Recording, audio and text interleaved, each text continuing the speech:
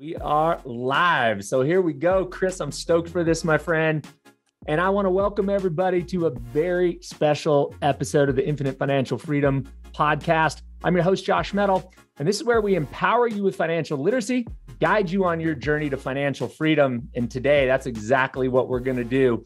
I'm here with Chris Larsen, the founder of Next-Level Income, where he helps investors become financially independent through education and investment opportunities.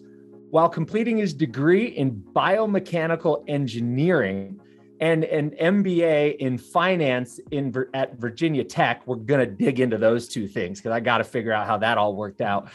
He bought his first rental property at the age of 21. I think you beat me by a year, Chris. I think I bought my first one at 22. Not a competition. Great job, winner. In addition to having 20 years of real estate investment and management experience, Chris expanded into development opportunities, private lending, buying distressed debt, commercial office space, and he's been involved in over 1 billion of real estate acquisitions in his career. So this guy has got a wealth of knowledge to share with us, a fascinating background.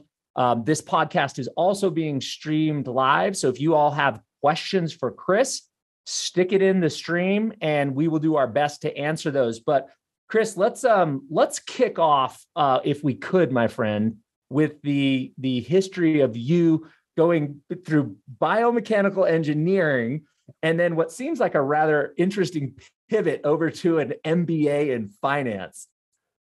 Yeah. And a lot of people, oh man, I would get these questions where it'd be like, oh, you have an engineering degree and you did the, it's like, and now you're like selling insurance. And, it's confusing when you look at somebody's resume sometimes and saying like, well, how did you end up here? And, I got to rewind because I didn't want to be an engineer. I just wanted to race my bicycle. So I started racing my bike when I was 14 years old and I met my best friend that same year. And we started training every day after school together. He lived about 10 miles away from me in Annapolis. I was 10 miles kind of north of Annapolis. So we used to ride 5 miles every day after school and train. And I got good grades. I was a pretty smart guy, Josh, and people were like, oh, you'd be an engineer like your grandfather. And I tell this story in my book, which by the way, if you're listening today, grab a free copy. If you're listening today on the podcast, you can get a free copy at nextlevelincome.com. Click on the book link. And if you put your address in, I'll even send you a copy, free copy. Cool. Yeah. And I tell the story how I'm in college, I'm racing my bike. And, I knew 2 weeks in, I didn't want to be an engineer. And I'll never forget, my professor at the time showed this video of the Kent Narrows Bridge. And this is the bridge that was swinging back and forth and just fell apart.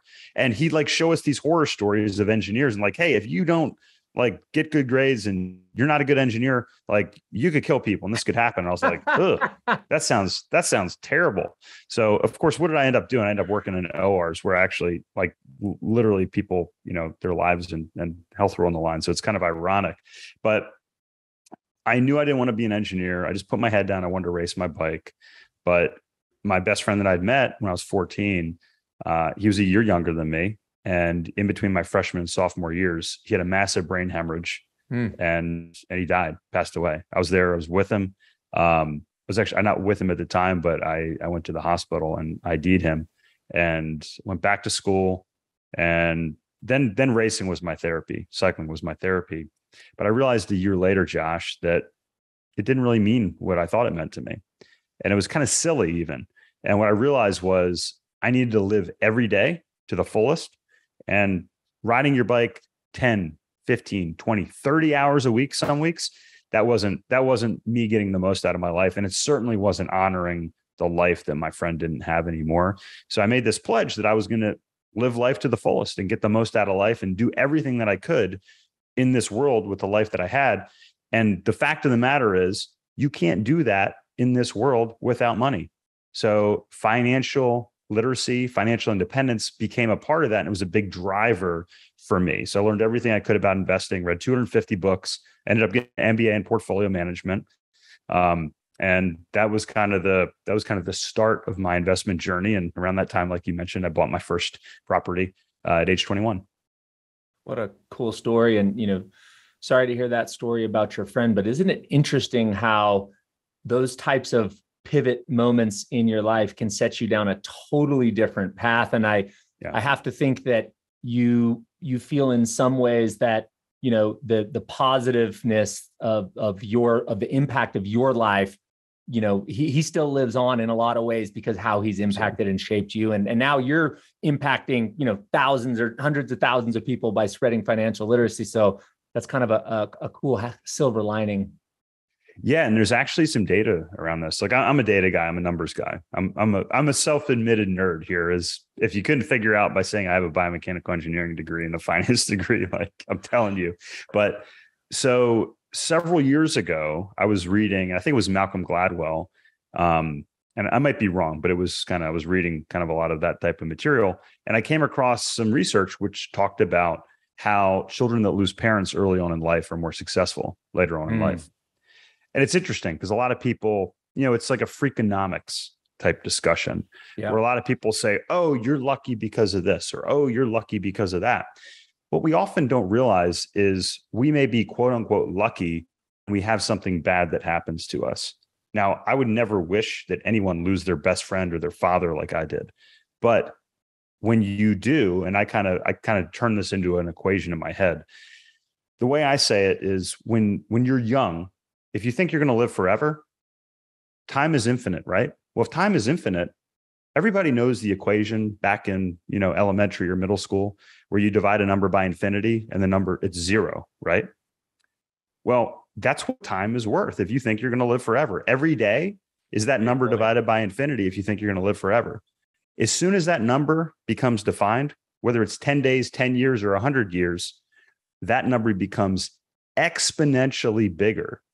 And I think when you lose somebody really important at a young point in your life, you say, wait a minute, I don't know how much longer I'm going to live. And now your time is finite and that value of each day is significantly greater. And to me, that's what happened in my head. And I was like, I gotta ring it all out. It's an incredible lesson, man. Do you ever run across a guy named Jesse Itzler? Jesse's the man. Yeah. He's married to, Sarah Blakely. Spanks. Yeah. Sarah Blakely. Yeah. I saw both of them live. They're amazing couple. The reason I brought that up was because, you said, your takeaway was I need to live every day to the fullest. And Jesse has this super interesting construct around time. And, his theory is that people have time all screwed up. Like you just mentioned, anything divided by infinity is zero. And there's really no construct of importance or finality in that. And so the way he thinks about time is in experiences. So here's how he explained it. I thought this was so incredible. He said, how old's your parent? Well, my mom's going to be 70 this year. Cool. How often do you see her? Oh, I see her twice a year. Cool. How do you think she has another 10 years? Yeah, maybe she has another 10 years. Cool. So you don't have 10 years. You have 20 more times or 10 more times in your entire life, you're going to see your mother. And I'm lucky enough that my mother works and I work together every single day in our business together. So that's not an accurate story of me. But when you start to think of time around experiences between now and the ending point, you have a lot more value with that time. Yeah. And Jesse says, one of the things that I heard him say that's always stuck with me is my biggest fear is that I look back on my life and I realized I was the 80% version of myself because I had some corrupt construct around how much time I had. And I didn't realize how finite it was. And so I didn't pack the experiences and the growth and the opportunities in there because I thought I just had forever. So a ton of wisdom in what you shared. I just wanted to really put an exclamation point on that, Chris. I love it. I love what you just said. I think Jesse's amazing with some of the tools that he's put together, and he lives it. And and what I love also is Sarah Blakely for a billionaire, one of the few women billionaires out there. She's surprisingly down to earth, talks about being a mother and a parent. And, she shows that, hey, you can still be a real person. And, she has the same issues that we have. She talks about driving her kids to school. And I'm like, all right, cool. So maybe I don't need to be a billionaire because I'm still going to have the same issues that she's going to have. Yeah. Follow them on Instagram. I remember they had a layover at an airport somewhere. And They were sitting around in a circle drinking out of a tequila bottle. And I was just like, okay, that's pretty rad. She's the only billionaire I've ever seen. I like them more and more every time I hear a story. I'll tell you what, that's awesome. Telling you, man. Hey, man, I love where we've started this, Chris, and we've kind of gotten deep early, which is kind of my jam. I love to get through the surface level stuff. And if you don't mind, I know that you had a really close relationship with your father, and I believe he was your best friend, and he had a profound impact on you. Would you mind sharing that story as well? My father died when I was 5. So I didn't really get to know him like I would have. Again, going back to that, what I mentioned before, Josh, he was an entrepreneur. He was a business owner. I ended up having a deeper relationship with my mother, who then remarried my stepfather. Now my mother's passed away, so the only one left is my stepfather. But what's interesting is my mother I'd come home and I'd be reading a book like Zig Ziglar, and I'd put it on the kitchen counter, and she'd say, "Your father read that book, Chris." And it's interesting because there's a lot of things in there with respect to a parent. A parent gives through genetics. They also give through experiences. I didn't have those experiences that my father had, and I never really got to know him and get to teach those things. So, he died when he was 41, and about 3 years ago, I turned 41, and I hit this point, and all this stuff kind of happened. Boom, boom, boom.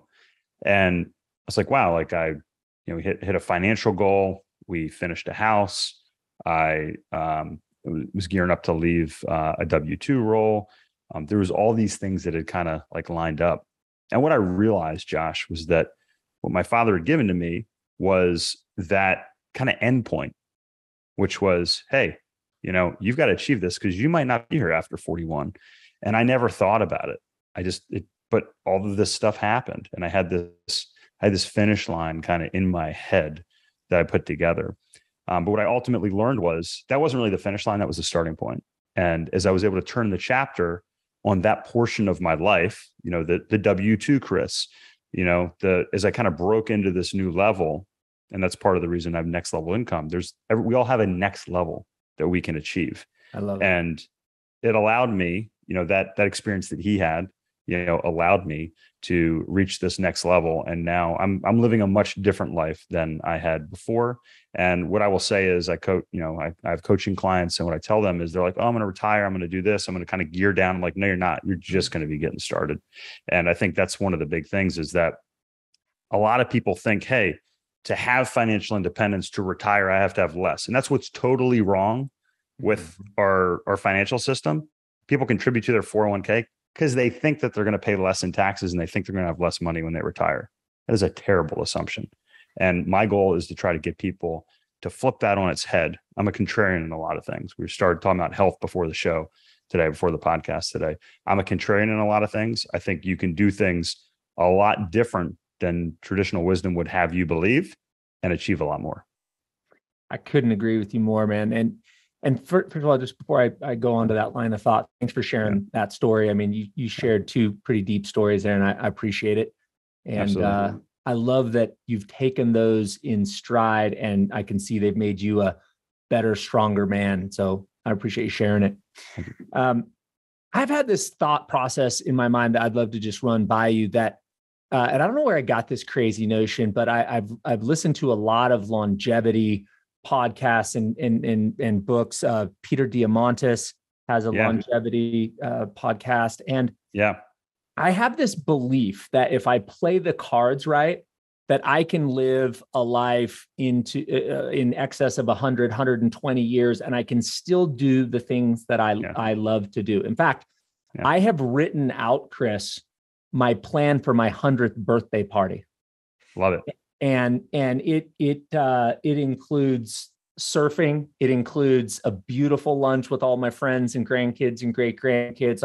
I've literally orchestrated the entire day, from the coffee that I intend to have as I watch the sunrise after my morning meditation to the wine as I sit in the end of the day. And in that kind of construct of thinking in a lot longer years, I think that's one of the things that's brought me to real estate. Because what always didn't make a ton of sense to me was I was going to build up this mass of retirement money. Let's just take the 401k or IRA. And then I see myself, let's say I'm 70 and I'm like, okay, I don't want to work for income anymore. Now I feel like I'm in a game where I hope my life runs out before my nest egg runs out. And that kind of puts me in a conflict of a position. Yes. How conversely, if I own real estate and it's cash flow positive, I don't know if you've ever run like a compound interest calculation on your rental income, but you start to look at 100 and you're like, crap, dude, that's a lot of cash flow. Like that would be fun. It's a total juxtaposed position from hoping you die before your money runs out. So I'm just wondering if you've ever thought about that and anything you would add to my storyline there. Well, first off, I love it. And Dan Sullivan, who does a podcast with Peter Diamandis, has a thought process that he goes through. And you can email me and I'll tell you the book. It's his Plan to Living to, I think it's 156 is the name of the book. But I'm not going to spoil it. Okay. But you got to read the book and you got to go through the thought process. I don't want to take away from Dan. But here's the thing. We're limited by what we think we can achieve. And this has been shown. I mean, I can prove this over and over and over again. And you're going to look in the mirror and you're going to be like, yeah, that's true. It's true for me. It's true for you, Josh. It's true for you listening. So no 4-minute miles were being run, right? And then one guy runs the 4-minute mile, Roger Bannister, and then boom, boom, boom, boom, boom. Everybody starts running 4-minute miles. There's a book called Becoming Superman, and they talk about The Rise of Superman, I believe it's called.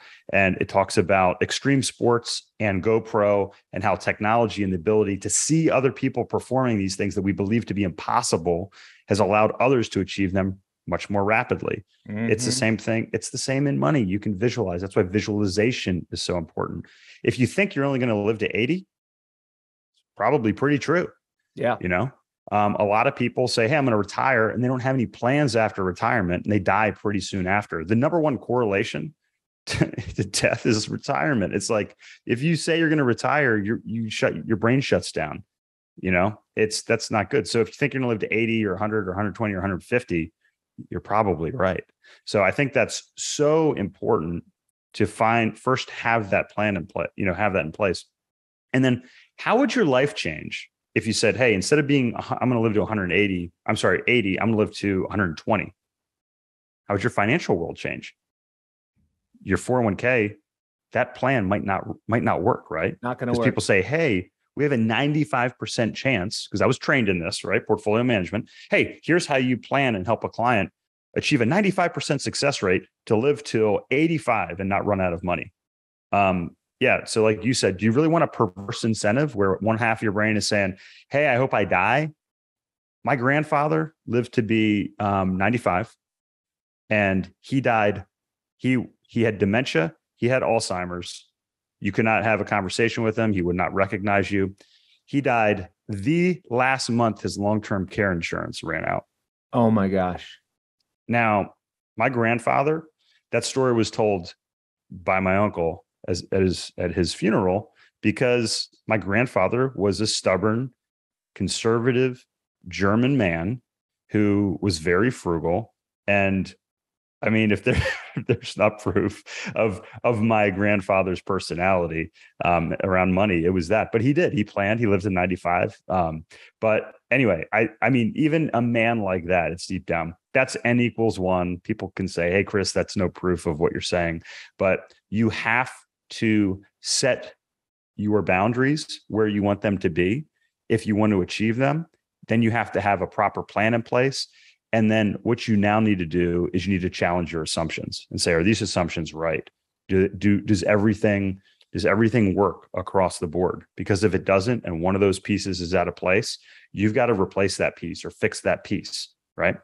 So if you're around people that say, hey, you can't do that, that's not possible, you need to replace those people in your life. That's why I say the number one thing you can do around wealth or health or anything is replace anyone with a scarcity mindset with an abundance mindset. Okay. I mean, that's so important. That's the biggest thing that we can teach our children. Yeah, hard to get to the next level if everybody around you isn't at the next level or several levels below you, right? That's right. Yeah, absolutely. There's something you said I wrote down. You said, we're limited by what we believe we can achieve. And I think maybe one of the most impactful books that I ever read, and I thank God I read it, in my early 20s, was Napoleon Hill's Think and Grow Rich. Yeah, and right there. Right next to Rich Dad Poor Dad. I had a funny suspicion that was one of your 250 books that you had read. Indeed. By the way, the first one was a book on speed reading. So if you want to read a lot of books, learn how to speed reading books first. I could use that. In that book, Napoleon said that what a man can conceive and believe he can achieve, and take man out for all you amazing women out there. But what a person can conceive and believe they can achieve. Yeah. And as you said with Roger Bannister, once it's been done, then people believe they can do it. I remember very early on, after reading Think and Grow Rich, I wrote down on a piece of paper that my dream was to own 100 rental properties. And what Napoleon says in that book is, be extremely specific at what age you want to have accomplished what, and what is your life going to look like. And I remember writing out that I wanted to have 100 rental properties, and I wanted to create $100,000 of cash flow from those properties per month. And if you think back, like, I'm a 22-year-old kid at that point. That's insane. Right, Chris? I mean, it's for most people, it is. Absolutely. That's people don't do that. But 22 years later, my mom and my wife and I have been able to put together 200 rental properties. We had, I love it. We had one apartment or retail center that had cash flow last month, and we have partners in this, but had cash flow of over 100,000 in 1 month. And so the point is, if you don't put that goal out there, that intention and the specificity of intention, it's highly unlikely you'll ever get to where you really desire to go. It's so true. And, the clearer it is, I think there's a lot around this, and you can think, very spiritually about this, and you can say, oh, the universe is going to bring me this energy, and you can think about all that. Or you can just look at it like a very simple filtering device, right? So if you have 10 things that you can do every day, and you know very clearly what you want to do. So, okay, I race bicycles, right? Well, if I'm like, well, I might race bicycles, or I might do triathlons, okay? And every day I can either ride my bike, run, or swim. And I'm like, okay, I think I'm going to do triathlon. Maybe I'll race bicycles. And I get up and I go for a run. Okay. That's one less bike ride I'm going to do. And the next day I'm like, oh, I think I'm going to go for a swim because my legs are tired, and, I'm going to get in the pool, and it's nice out. It's warm. It's not too cold. And then the next day I'm like, I'm going to go for a ride. Well, I'm never going to be the best cyclist. I might get there eventually because I'm doing some cycling along the way. It's the same thing. If you know very clearly and you say, hey, I'm going to win this bike race, and it's 20 miles long, and it's on this date, I'm going to ride my bike. I'm going to put a training plan together for that. And when the choices come up, hey, Chris, do you want to go for a hike? Well, where do you want to go for? And then my other friend says, hey, where do you want to go for a ride? I'm going to go for the ride. That's going to help move me towards that. So I think just, from a simple filtering device, it works. But what's wild is I have this journal, and for those of you watching, you saw me kind of turn around and be super rude to Josh here. But this is from Tony Robbins, and it says here, Personal Power 2 and Get the Edge Success Journal. This was dated September 2003. In this journal, and I'm not going to go into specifics, but I'm going to use something that maybe it'll stick in your head, and it doesn't really illustrate kind of what I'm all about. But I wrote by age 40 in here, I would have a BMW M5. Now, I'm not a car guy. People that know me, they know I'm not really a car guy. I put this journal away because the last time I wrote in it it looks like, and I'm looking through here, so my apologies, but it was probably around 2000, 7. Okay. So went in a box. We moved into our new house. Okay. And I'm unpacking. I'm already been 40. Okay. I'm 41, like I was talking about before, that year. And I pull out this journal and I was like, well, this is pretty cool. And I start flipping through it. I totally forgot what I wrote in it. And I get to the page where I'm 40. I was like, hey, I just turned 40 last year. And I'm like, I'll have a BMW M5. I was like, did I even like BMWs back then? You know what I bought for myself for my 40th birthday and was parked in the garage at that time was a BMW M5. Now, I got a lot of other stuff that's very specific in here around money. And I hit those almost on the goal, almost on the nose. And here's the thing I learned looking back at it, Josh. I set my goals too low. So when I was making $50,000 a year, I thought $250,000 was a lot of money. Okay. I didn't really know it was achievable. And that's the thing I think I'd like to highlight here is human beings, we think linearly. Yes. Life is curvilinear. It's exponential. Okay. Yes. And you made the point. Have you ever done the compound interest calculation on rent? We think that, hey, if we add 1% every day to our improvement after 100 days, it's going to be 100%. That's not true. It's 1% on 1% on 1% on 1% on 1%. It's a multiple of that.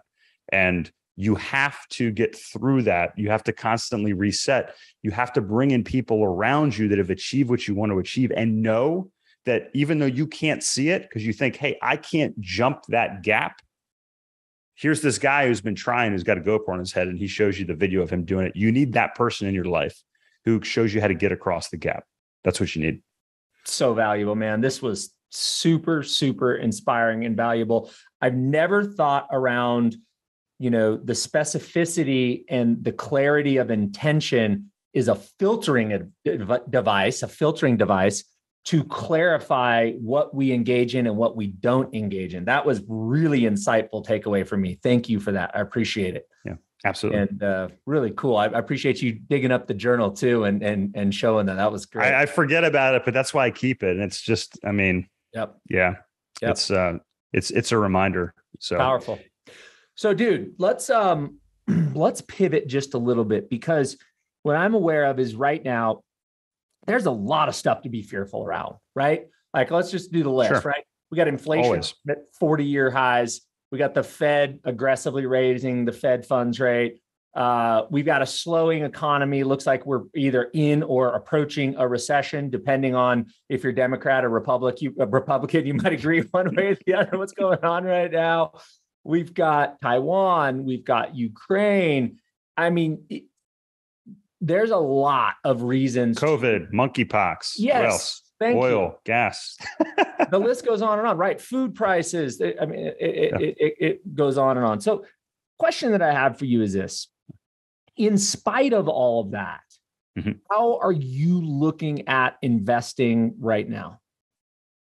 Yeah. So I think there's a couple of things I think about when I hear people say that, because we always, again, we can focus on the negative, right? It's like, okay, what's going wrong? You started saying things, I started saying some more things. Right. Let's keep going.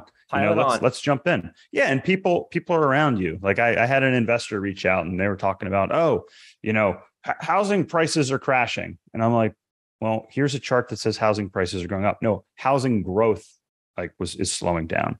It's like, all right, we can take something and we can spin it and we can change it. And then I don't watch the news. The news is just garbage, right? It's just poison to your brain. Okay. So I think the first thing is you need to be around people that see through all of that and say, these are the good things that are happening. There's always good stuff out there. There's always more good in the world, I believe, than bad.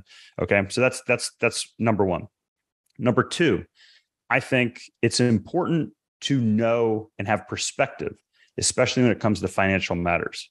Now, I believe in the 18-year real estate cycle. And I talk about this in my 100th podcast episode, nextlevelincome.com. Click on the podcast link, 100th episode. I can tell you kind of my rationale behind this, but we can go back into the 1850s when we started recording real estate prices and financial history in this country. And every 18 and a half years, it's actually 18.6 if you average it out, we go through one of these cycles.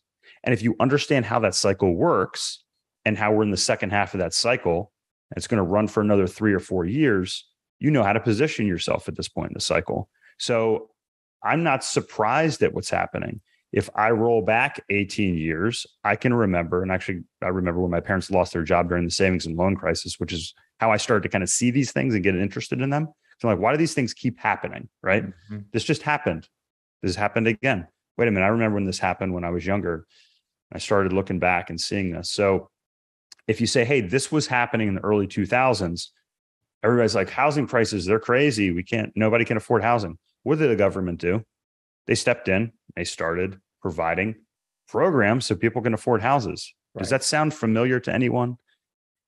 The president of the United States just said that. You can go look it up. Just go search, housing assistance. They're doing it in Australia. They're doing it in Europe. Yes, interest rates are rising, but if you look at interest rates historically as they rise, they don't bring down the price of property. So people, it slows things down. It does slow things down. But the demographic trends persist. I talk about this in my book. You can't stop a 35-year-old couple that has a child from desiring to own that house. They're going to do everything they can, despite what may make more sense to rent. They say, I want to own that house because it's an emotional desire, right? Yeah. These are desires that we have, and that's what pushes all these things. So if you understand what's happening, you can position that better. So right now, I think you have to be conscious, and you want to be a little less speculative, and you want to be buying higher quality properties. The other thing that I'm doing is I'm building some cash on the side as well. So if there are opportunities in the future, we can take advantage of them. And we're making sure that the properties that we have are very high quality. They're cash flow positive. They have enough equity. They have low LTV and or fixed debt on them as well. So, because here's the thing. Yeah, cash is king, but cash flow is also king during downturns. Absolutely. So if you keep the right people around you, if you understand the way the real estate cycles and market work, and you prepare appropriately for where we are in the cycle, then you get excited because as my friend I just had lunch with says, he's like, I'm looking forward to when there's some good opportunities to buy. That's right. Okay. That's right. Yeah. I think you framed that up perfectly. I was talking at a event last week, and I said, look, don't overcomplicate this. You should be aware, and then you should also tune out. And for me, I go back to a really simple analysis.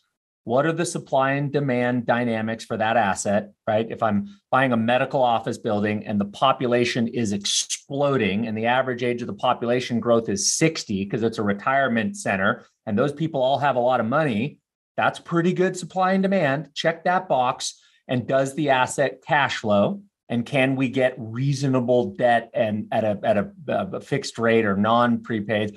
The debt structure makes sense. If I can check those boxes, supply and demand's there, going to have more buyers than we are sellers in that market. The cash flow is there, and I can get a reasonable financing on it. Tune everything out, do the deal, move forward. Sounds like you should. Paralyzed. Give me a call when you find deals like that. Those sound okay. Yeah. I need more partners. I love it. All right, dude. So let's talk about multifamily real estate, because I think you said that's the holy grail from your perspective. So walk us through that.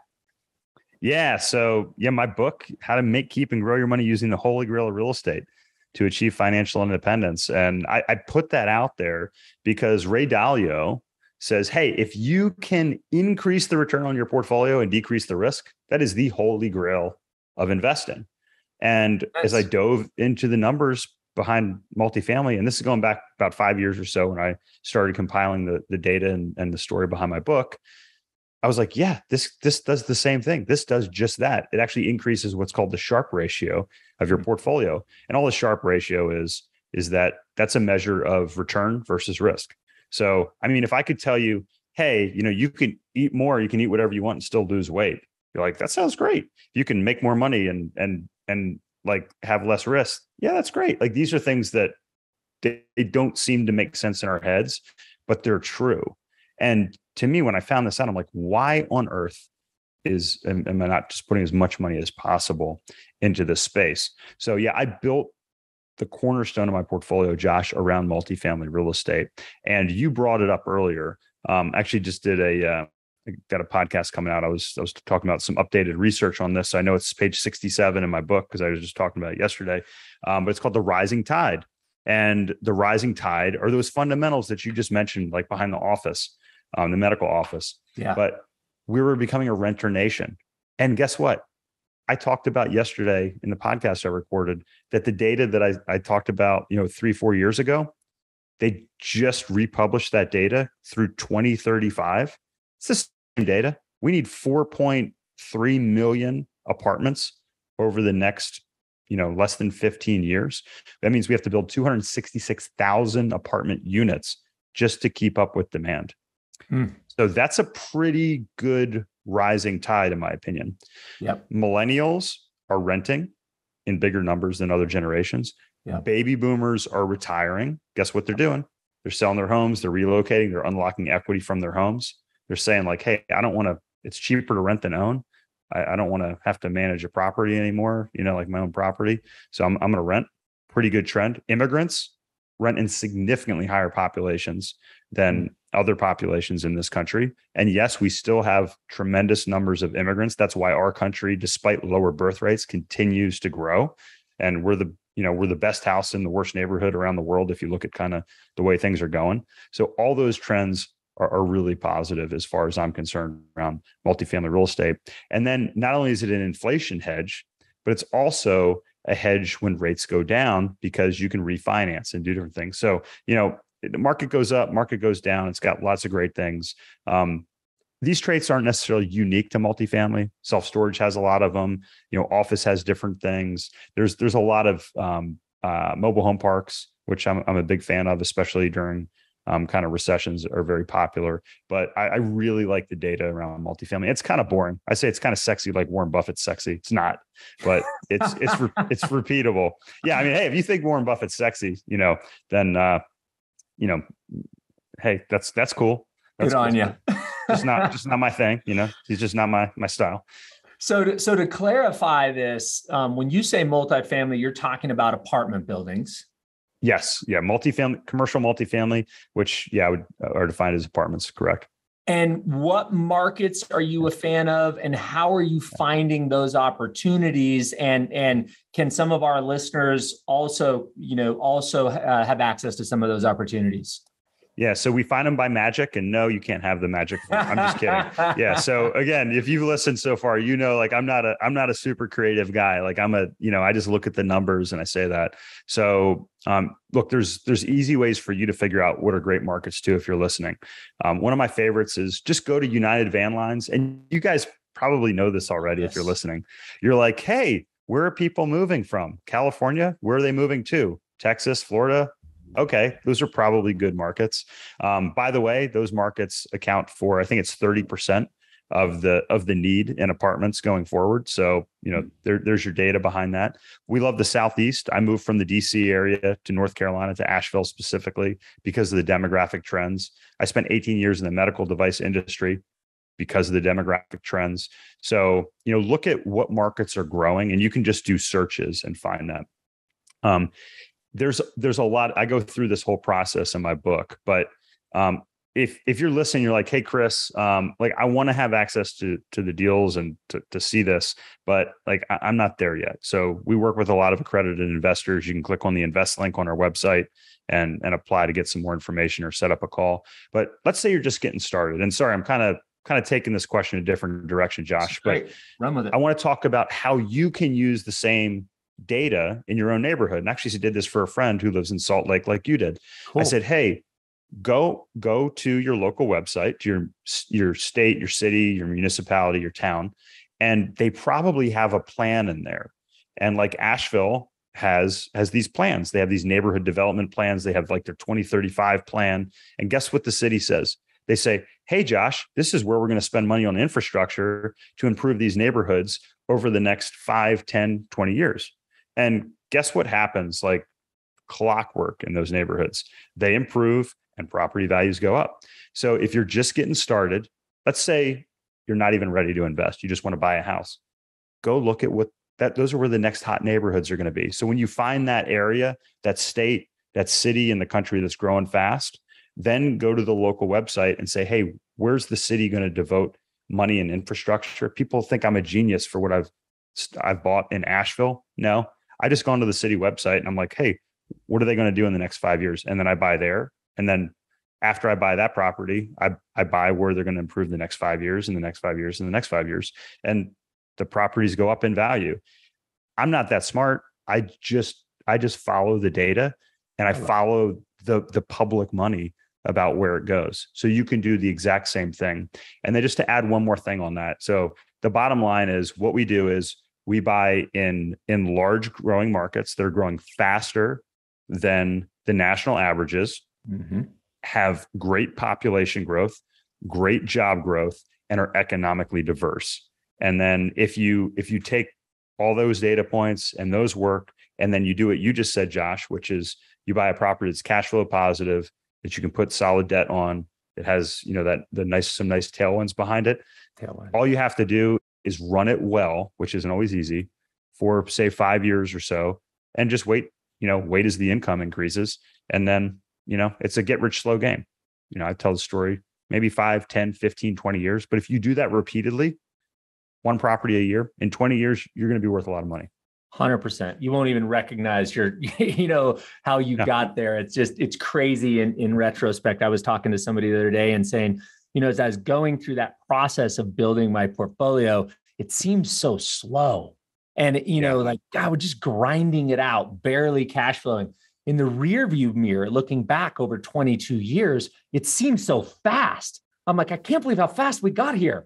And so it is time cures all in real estate. And if you follow the advice that Chris just laid out and you're patient and you wait, then rents increase, your mortgage stays the same, or a recession comes and you refinance and your mortgage payment goes down, your cash flow increases, and you won't believe how fast you can go in a decade.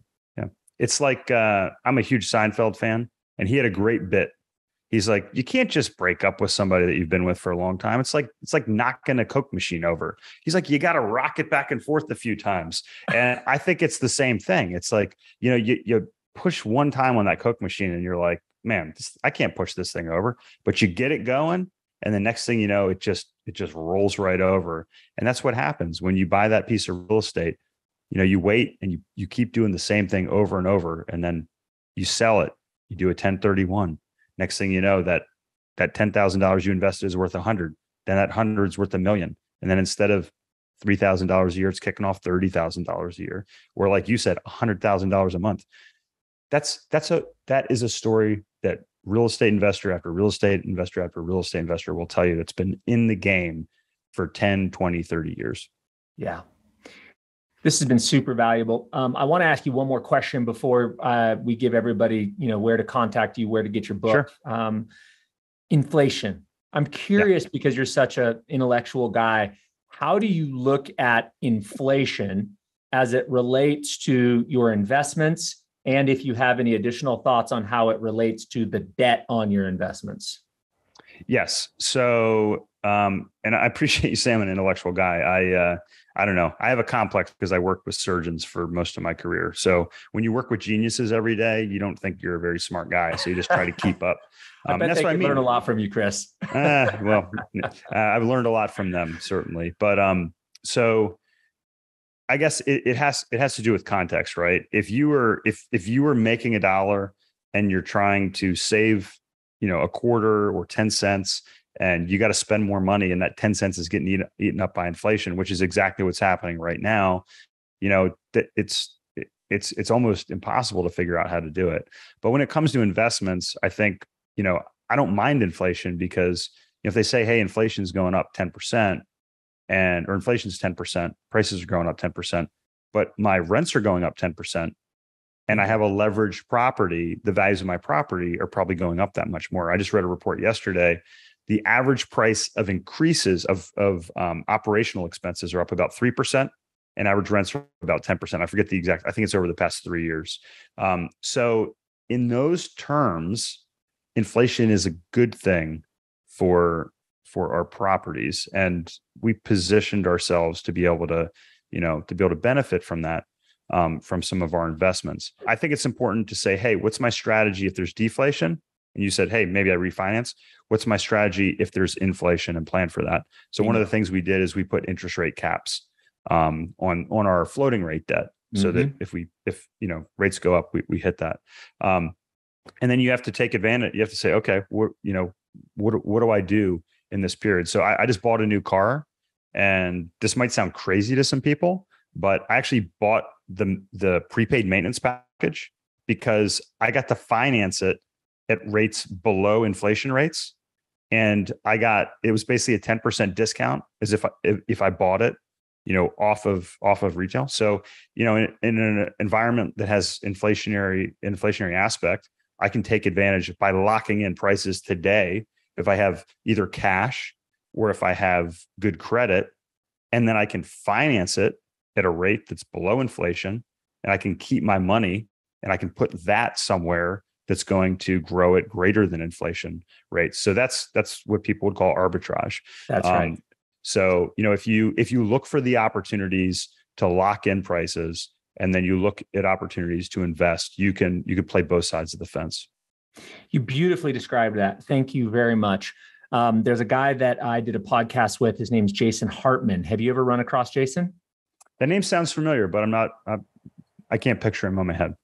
Brilliant guy. He has a podcast, YouTube channel. I do suggest that you look him up. And he teaches this concept called inflation-induced debt destruction. And my wife, my mother hates when I use that term because Freudian slip.